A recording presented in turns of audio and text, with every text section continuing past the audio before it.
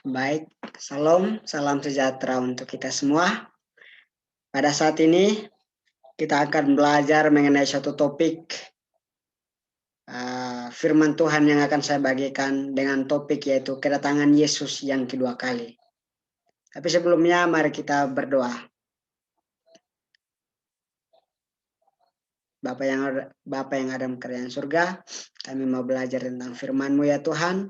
Biarlah hikmat dan kuasa Roh Kudus menjadi bahagian kami ya Tuhan, agar kami dapat mengerti akan firman-Mu. Ampuni kami orang berdosa, dalam nama Tuhan Yesus Kristus kami berdoa dan mengucap syukur kepadamu. Amin. Baik, sekali lagi shalom dan salam sejahtera bagi kita semua.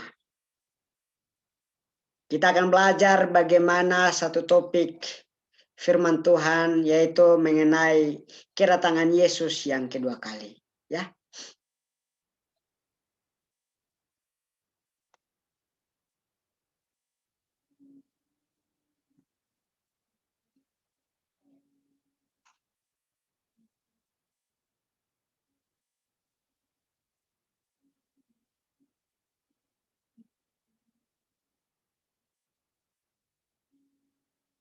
Baik.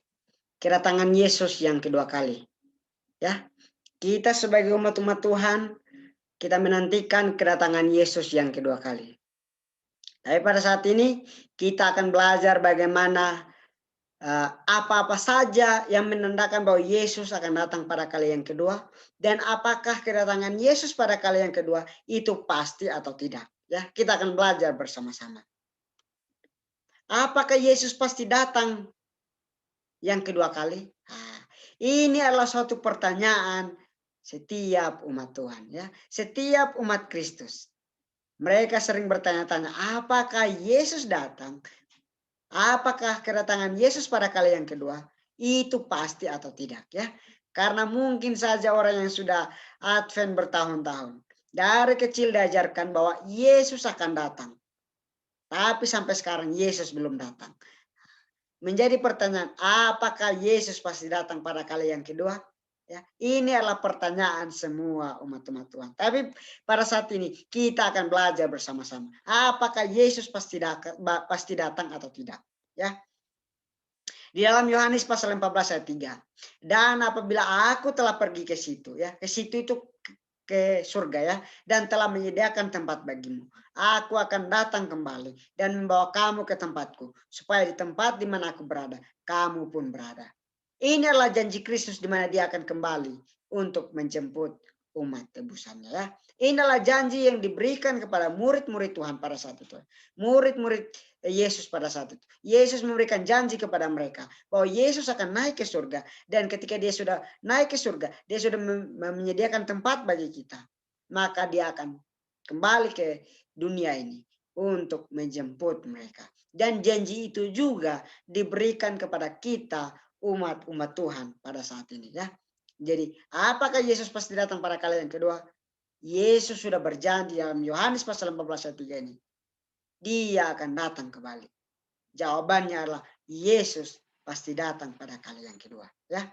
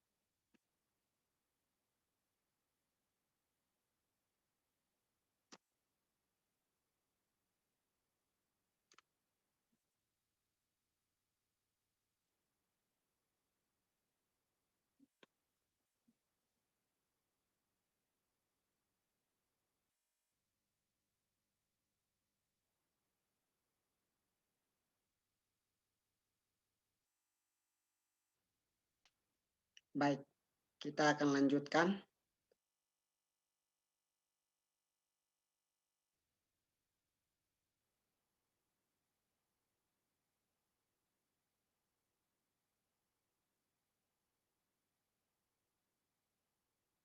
Di dalam Ibrani pasal 9 ayat 28 ya.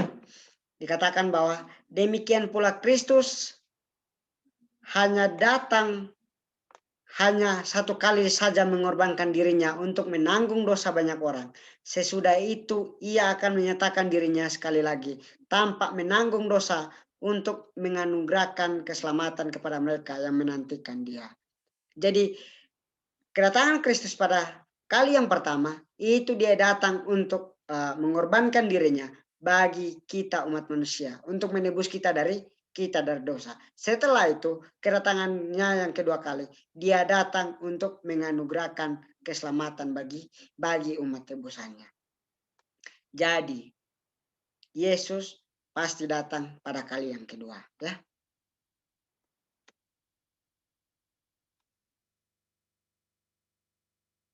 Nah, apa yang terjadi kepada orang-orang jahat ketika Yesus datang pada kali yang kedua ya?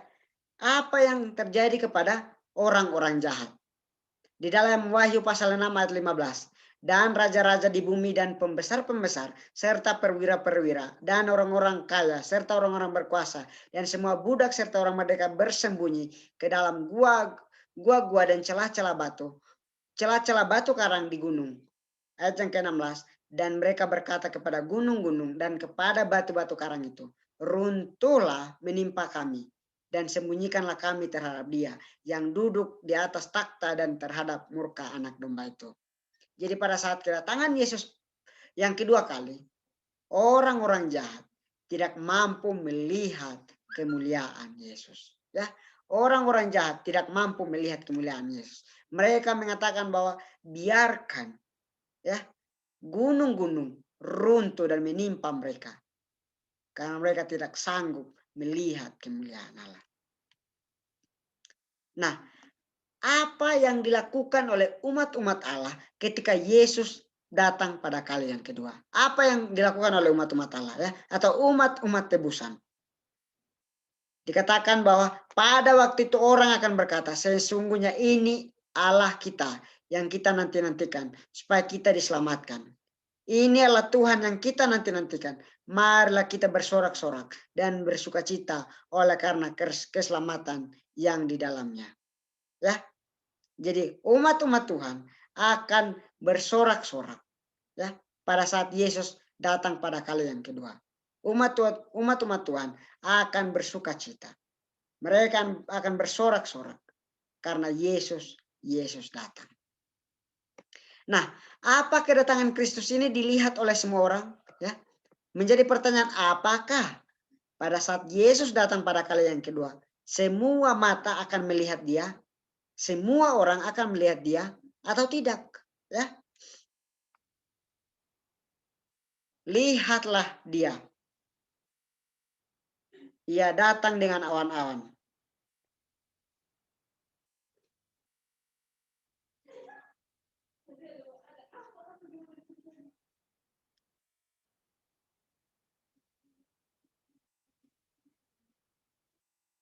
Di dalam saya tidak cantumkan ayatnya di sini. Di dalam Wahyu pasal 1 ayat 7 ya. Ini adalah kata-kata dalam Wahyu pasal 1 ayat 7 ya. Lihatlah ia datang dengan awan-awan. Setiap mata akan melihat dia. Juga mereka yang telah menikam dia. Dan semua bangsa di bumi akan meratapi dia. Ya, amin. Jadi kedatangan Kristus yang kedua kali. Semua mata akan melihat dia. Ya. Jadi kalau ada orang mengatakan bahwa ada Kristus di sana. Itu bohong. Ya, itu adalah pernyataan yang salah. Karena kalau Yesus datang, ini adalah janji Yesus di dalam Wahyu pasal 1 ayat 7 ya. Dia akan datang dan semua mata akan melihat dia ya. Semua mata akan melihat dia. Apa yang terjadi ketika Yesus datang pada kali yang kedua ya? hal apa yang akan terjadi ketika Yesus datang pada kali yang kedua. Di dalam Matius pasal 24 ayat 31. Dan ia akan menyuruh keluar malaikat-malaikatnya dengan meniup sangkakala yang dahsyat bunyinya. Dan mereka akan mengumpulkan orang-orang pilihannya dan keempat penjuru bumi dari ujung langit dan dari ujung langit yang satu ke ujung langit yang lain. Yang artinya adalah hal yang terjadi ketika Yesus datang pada kali yang kedua. Allah malaikat akan meniup sangkakala dan mereka akan mengumpulkan orang-orang pilihan Allah dari empat penjuru bumi. Yang artinya dari seluruh bumi ini akan dikumpulkan umat-umat Allah, umat-umat tebusan Allah, ya, akan dikumpulkan mereka. Dalam 1 Korintus pasal 15 ayat 52, dalam sekejap mata, pada waktu bunyi nafiri yang terakhir, sebab nafiri yang akan berbunyi dan orang-orang mati akan dibangkitkan dalam keadaan yang tidak dapat binasa dan kita semua akan diubah. Ayat yang ke-53, karena yang dapat binasa ini harus mengenakan yang tidak dapat binasa dan yang dapat mati ini harus mengenakan yang tidak dapat mati. Yang artinya adalah hal yang terjadi pada saat Yesus datang adalah pada saat bunyi nafiri, ya, yang terakhir. Orang-orang yang mati di dalam kebenaran. Orang-orang atau umat-umat Tuhan yang mati di dalam kebenaran. Mereka akan terlebih dahulu dibangkitkan dan mereka akan diubahkan. Mereka akan dikenakan tubuh yang tidak dapat binasa, ya, tubuh yang kekal. Hal itu yang akan terjadi, ya. Orang yang mati dalam kebenaran, mereka akan terlebih dahulu dibangkitkan dan mereka akan mengenakan hal yang kekal, tubuh yang tidak dapat binasa. Orang yang benar yang mati akan dibangkitkan dan mereka akan diubahkan menjadi manusia yang kekal yang tidak akan binasa atau mati lagi. Nah, itu adalah hal yang akan terjadi ketika Yesus datang pada kali yang kedua.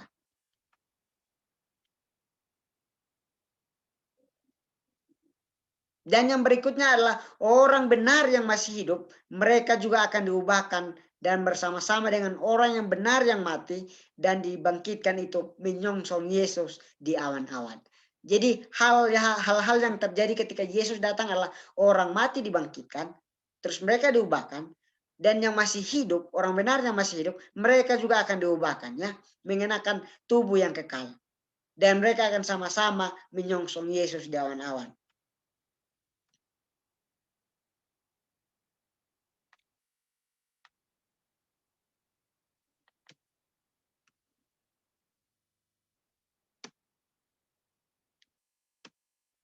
Ini ditulis dalam 1 Tesalonika 4 ayat 4 ayat yang ke-16, ya. 1 Tesalonika 4 ayat 16 dan juga 17.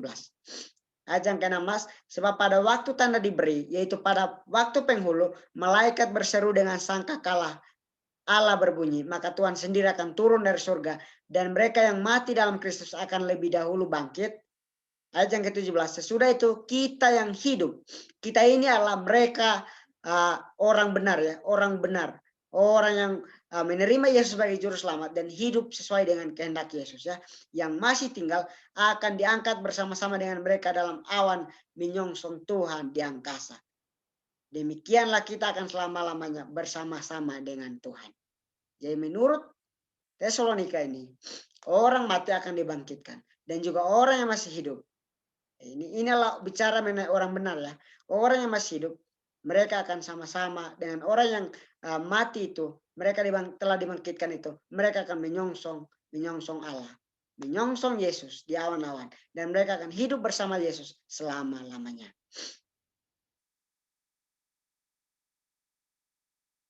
Di dalam Yudas pasal 1 ayat 14 dikatakan begini. Juga tentang mereka Henok, keturunan ketujuh dari Adam, telah bernubuat.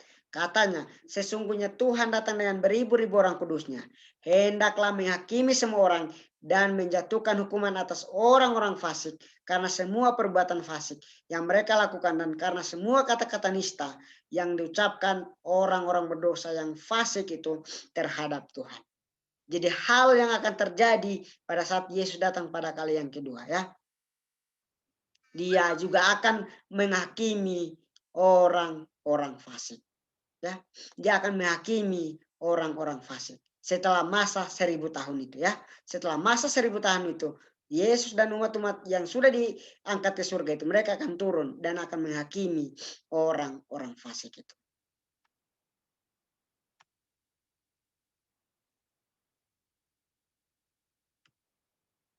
Nah, apa tanda-tanda kedatangan Yesus pada kali yang kedua ya? Nah, kita sebagai umat Tuhan, apa yang diberikan oleh Alkitab kepada kita, yang menjelaskan kepada kita bahwa tanda-tanda Yesus datang pada kali yang kedua itu seperti apa. Mari kita lihat apa yang Alkitab katakannya tentang tanda-tanda kedatangan Yesus yang kedua kali. Di dalam Matius pasal 24 ayat 3, ketika Yesus duduk di atas bukit Zaitun, datanglah murid-muridnya kepadanya untuk bercakap-cakap sendiri dengan dia. Kata mereka, katakanlah kepada kami bila manakah itu akan terjadi dan apakah tanda kedatanganmu dan tanda kesudahan dunia ini. Jadi inilah pertanyaan dari murid-murid. Dan Yesus menjawab pertanyaan itu. Jawab Yesus kepada mereka, waspadalah supaya jangan ada orang yang menyesatkan kamu. Di ayat yang kelima lebih menjelaskan bahwa sebab banyak orang akan datang dengan memakai namaku dan berkata, akulah Mesias, dan mereka akan menyesatkan banyak orang. Jadi yang pertama adalah tanda-tanda Yesus datang adalah munculnya Mesias palsu ya. Yang mengaku dia adalah Mesias. Munculnya Mesias palsu. Dan mereka inilah yang akan menyesatkan banyak umat Tuhan. Dan di ayat yang ke-6, kamu akan mendengar deru perang dan kabar-kabar tentang perang. Namun awaslah, jangan kamu gelisah, sebab semuanya itu harus terjadi. Tetapi itu belum kesudahannya. Ya. Itu baru permulaan dari kedatangan Yesus yang kedua kali. Dan yang kedua adalah kabar-kabar tentang peperangan. Akan ada peperangan ya.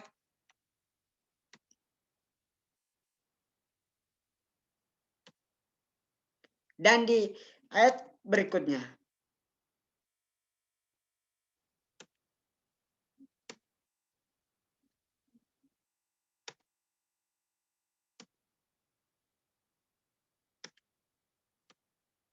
di ayat yang ke-7, sebab bangsa akan bangkit melawan bangsa dan kerajaan melawan kerajaan. Akan ada kelaparan dan gempa bumi di berbagai tempat. Jadi akan ada peperangan antar bangsa dengan bangsa, kerajaan dengan kerajaan. Dan juga akan ada kelaparan, akan ada gempa bumi yang akan terjadi di dunia ini. Akan tetapi semuanya itu barulah permulaan penderitaan menjelang zaman baru. Itu adalah sebuah masih permulaan untuk kedatangan Yesus yang kedua kali. Di ayat yang ke-9, pada waktu itu kamu akan diserahkan supaya disiksa. Umat-umat Tuhan akan disiksa dan kamu akan dibunuh dan akan dibenci semua bangsa oleh namaku. Jadi tanda-tanda kedatangan Yesus adalah umat-umat Tuhan akan disiksa. Umat-umat Tuhan akan dibunuh. Umat-umat Tuhan akan dibenci. Karena apa? Karena mereka bersaksi tentang nama Yesus Kristus. Dan banyak orang akan murtad. Ya, banyak orang akan murtad. Dan mereka akan saling menyerahkan dan saling membenci. Ini yang akan terjadi ya pada kedatangan Yesus yang kedua kali. Ya. Banyak orang akan murtad. Mereka akan saling menyerahkan dan mereka akan saling membenci. Di ayat 11, banyak nabi palsu. Akan ada banyak nabi palsu yang akan muncul dan menyesatkan banyak orang. Akan ada nabi-nabi palsu. Akan ada kabar-kabar Injil yang palsu. Ya, yang mengatasnamakan nama Tuhan. Tapi sebenarnya itu adalah ajaran palsu. Ya, dan karena makin bertambahnya kedurhakaan, maka kasih kebanyakan orang akan menjadi dingin. Kasih yang mula-mula itu akan menjadi hilang. Orang yang dulunya suka mengasihi akan menjadi dingin. Yang artinya akan menjadi tidak suka mengasihi lagi. Kasih kebanyakan orang akan menjadi dingin. Tapi orang yang bertahan sampai pada kesudahannya akan selamat. Dan inilah janji yang diberikannya. Umat Tuhan yang akan bertahan, mereka yang akan selamat. Dan Injil kerajaan ini akan diberitakan ke seluruh dunia, menjadi saksi bagi semua bangsa. Sesudah itu barulah tiba kesudahannya. Nah, jadi menarik. Kedatangan Yesus yang kedua kali akan didahului bagaimana Injil itu, kabar tentang sukacita keselamatan dari Yesus Kristus, sudah tersebar ke seluruh dunia. Barulah tiba kesudahannya. Tiba kesudahannya itu Yesus akan datang pada kali yang kedua. Ya. Jadi ini juga panggilan bagi kita umat-umat Tuhan. Jika kita mau supaya Yesus cepat datang, marilah kita mengasingkan diri kita untuk boleh menjadi saksi-saksi Tuhan. Kita harus menerima panggilan, yaitu dalam Matius pasal 28, ayat yang ke-18 sampai ayat yang ke-20 ya, untuk menjadi saksi-saksi Tuhan. Menjadi pertanyaan, kapan waktunya Yesus akan datang? Ya, waktunya kapan? Ya, waktunya kapan? Kapan waktunya Yesus akan datang pada kali yang kedua? Di dalam Matius pasal 24 ayat 36. Tapi tentang hari dan saat itu tidak seorang pun yang tahu. Malaikat-malaikat di surga tidak, dan anak pun tidak, hanya Bapa sendiri.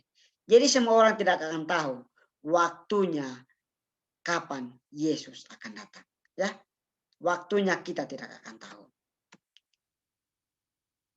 Nah, kita akan belajar bagaimana suatu perumpamaan yang diberikan oleh Yesus di dalam Injil Matius, ya, yaitu mengenai 5 gadis yang bijaksana dan 5 gadis yang bodoh, ya. Kita akan belajar bagaimana mereka menantikan seorang Tuhan. Dan inilah perumpamaan tentang Yesus akan datang pada kali yang kedua, ya. Perumpamaannya dikatakan seperti ini. Pada waktu itu hal kerajaan surga seumpama 10 gadis yang mengambil pelitanya pergi menyongsong mempelai laki-laki. 5 diantaranya bodoh dan 5 diantaranya bijaksana. Gadis-gadis yang bodoh itu membawa pelitanya tetapi tidak membawa minyak. Sedangkan gadis-gadis yang bijaksana itu membawa pelitanya dan juga minyaknya dalam buli-buli mereka. Tetapi karena mempelai itu lama tidak datang-datang juga, mengantuklah mereka semua lalu tertidur. Nah, ini juga terjadi di zaman kita, ya. Kita terkadang merasa bahwa Yesus datang pada kali yang kedua. Dari kecil kita mendengar akan hal itu. Tapi sampai sekarang Yesus belum datang. Dan itu mungkin membuat iman kerohanian kita jadi turun. Kita jadinya bisa saja tidak percaya akan kebenaran. Tapi kita akan belajar dari bagaimana sikap dari 5 gadis yang bijaksana ini. Perbedaan 5 gadis yang bijaksana dan 5 gadis yang bodoh ini, ya. Waktu tengah malam terdengarlah suara orang berseru. Mempelai datang, song-songlah dia. Gadis-gadis itu pun bangun semuanya lalu membereskan pelita mereka. Gadis-gadis yang bodoh berkata kepada gadis-gadis yang bijaksana, berikanlah kami sedikit dari minyakmu itu, sebab pelita kami hampir padam. Tetapi jawab gadis-gadis yang bijaksana itu, tidak, nanti tidak cukup untuk kami dan untuk kamu. Lebih baik kamu pergi kepada penjual minyak dan beli di situ. Akan tetapi waktu mereka sedang pergi untuk membelinya, datanglah mempelai itu dan mereka yang telah siap sedia masuk bersama-sama dengan dia ke ruang perjamuan kawin, lalu pintu ditutup. Kemudian datang juga gadis-gadis yang lain itu dan berkata, Tuan, Tuan, bukakanlah kami pintu. Tapi ia menjawab, aku berkata kepadamu, sesungguhnya aku tidak mengenal kamu. Jadi perbedaan dari 5 gadis bijaksana dan 5 gadis yang bodoh ini adalah mereka sama-sama bersedia menantikan tuannya. Tapi menjadi perbedaan adalah bijaksana ini mereka membawa pelita mereka dan juga minyak mereka. Tapi yang bodoh ini mereka hanya bawa pelita mereka, tapi mereka tidak membawa minyak. Mereka tidak menyediakan semuanya pada saat mereka menantikan Tuannya itu. Jadi dari perumpamaan ini kita belajar bahwa waktu kedatangan Kristus kita sebagai manusia biasa, kita tidak tahu. Marilah kita mempersiapkan diri kita. Kita harus seperti 5 gadis yang bijaksana ini. Kita harus mempersiapkan diri kita untuk menantikan Yesus yang kedua kali. Jangan sampai kita sama seperti 5 gadis yang bodoh ini. Kita menantikan Yesus. Tapi pada saat Yesus datang pada kali yang kedua dan waktunya tiba, ternyata kita belum siap sedia. Dan akhirnya apa? Kita tinggal. Kita binasa. Kita tidak selamat. Marilah kita sebagai manusia biasa. Kita harus mempersiapkan diri kita. Menantikan kedatangan Tuhan yang kedua kali. Yang waktunya kita tidak tahu. Kita harus mempersiapkan diri kita. Baik. Jadi kedatangan Kristus yang kedua kali. Semua orang menantikannya. Khususnya umat-umat Tuhan. Mereka sering mengatakan, kapankah Yesus datang? Dan di dalam Alkitab tidak pernah menuliskan waktunya kapan. Ya. Tapi kita hanya beritahui bahwa kita harus mempersiapkan diri kita. Agar ketika Yesus datang, kita didapati setia dan kita pun selamat. Mari kita belajar dari 5 gadis yang bijaksana itu dan 5 gadis yang bodoh itu. Kita ambil kehidupan dari 5 gadis yang bijaksana, yaitu mereka mempersiapkan segalanya untuk menantikan tuannya. Jangan sampai kita ambil kehidupan atau kisah hidup dari 5 gadis yang bodoh itu. Mereka menantikan tuannya, tapi mereka tidak mempersiapkan dirinya dengan benar-benar. Kita harus mempersiapkan diri kita dengan benar-benar untuk menantikan kedatangan Tuhan yang kedua kali. Baik, kesimpulan yang akan saya bagikan adalah yang pertama, kedatangan Yesus yang kedua kali itu pasti. Yesus pasti datang pada kali yang kedua. Jangan pernah ragu, jangan pernah bimbang, ataupun kita jadi undur. Kita tidak percaya tentang kebenaran. Saya mau katakan bahwa kedatangan Yesus pada kali yang kedua itu pasti. Karena itu adalah janji Yesus. Yang kedua adalah ia akan menghakimi semua orang. Ketika Yesus datang pada kali yang kedua, dia akan menghakimi semua orang. Baik itu orang benar maupun itu adalah orang jahat. Yang ketiga adalah orang benar akan selamat, sedangkan orang fasik akan binasa. Kita harus berada di jalan atau perkumpulan orang benar agar kita selamat. Jangan sampai kita menantikan kedatangan Tuhan, tapi pada akhirnya kita tidak mempersiapkan diri kita dan kita berada di kelompok orang fasik yang akan binasa. Berikutnya adalah bersiap sedialah untuk menantikan kedatangannya. Karena waktunya kita tidak tahu. Kita harus bersiap sedia selalu. Meminta tuntunan kuasa Roh Kudus. Agar kita tetap berada di jalan kebenaran Tuhan. Agar ketika Yesus datang pada kali yang kedua. Kita didapati setia. Dan kita pun akan selamat. Bersiap sedialah untuk menantikan kedatangannya. Karena waktunya kita tidak tahu. Kita harus bersiap sedia selalu. Inilah renungan singkat yang saya bawakan atau topik tentang kedatangan Yesus pada kali yang kedua. Biarlah dengan topik ini, dengan firman Tuhan ini, boleh mengingatkan kita kembali lagi untuk mempersiapkan diri kita di dunia yang semakin hancur ini untuk menantikan Kristus yang kedua kali. Dan biarlah dengan kedatangan Kristus yang kedua kali, kita umat-umat Tuhan yang mengaku umat-umat pilihan Allah akan selamat, bukan binasa. Saya bawa di dalam nama Tuhan Yesus. Terima kasih, Tuhan memberkati. Mari kita berdoa. Tuhan Allah Bapa kami yang penuh kasih, biarlah mempersiapkan hati kami selalu untuk menantikan kedatangan-Mu yang kedua kali, agar kami boleh dapat diselamatkan masuk ke dalam kerajaan surga ketika Engkau datang pada kali yang kedua. Ampuni kami orang berdosa. Di dalam nama Tuhan Yesus Kristus kami berdoa dan mengucap syukur kepadamu. Amin.